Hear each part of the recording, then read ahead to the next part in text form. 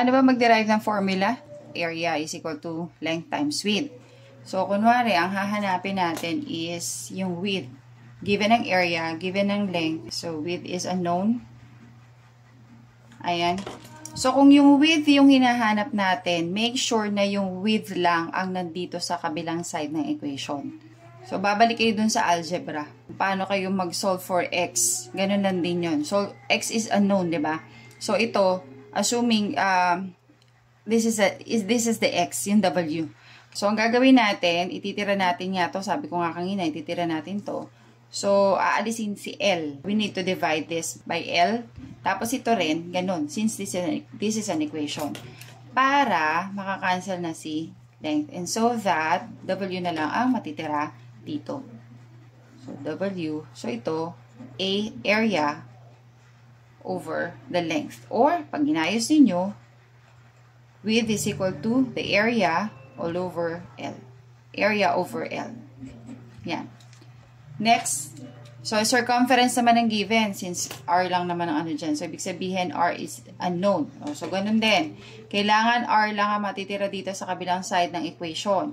So, ano gagawin natin? 2 pi, dito rin natin siya i-divide, pati dito, 2 pi. Para, maka-cancel out to, and matitira na lang tong R.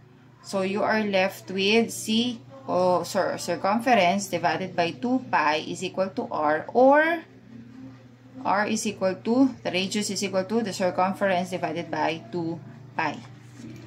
O, ito. Volume is equal to 1/3 base of, area of the base times the height. So, ito may fraction na. So, ito, i-ano muna natin. Multiply natin doon.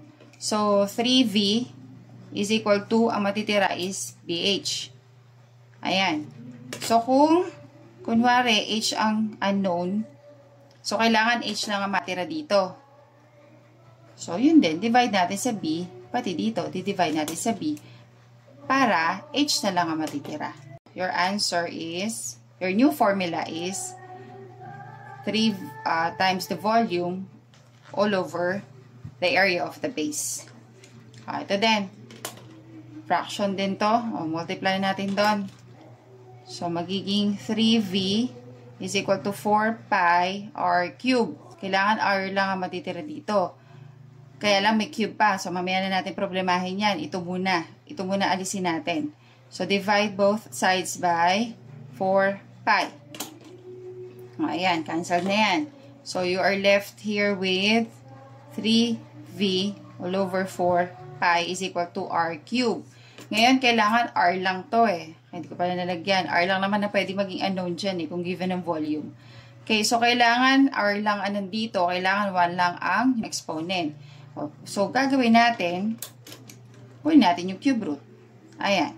So, pag kinuha natin cube root dito, dito din, kukunin din natin yung cube root. Ayan. So, hindi natin makakancel yan, no? Wala tayong makakancel dyan. So, ito yung magiging formula niya. Radius is equal to the cube root of 3 times the volume all over 4 pi.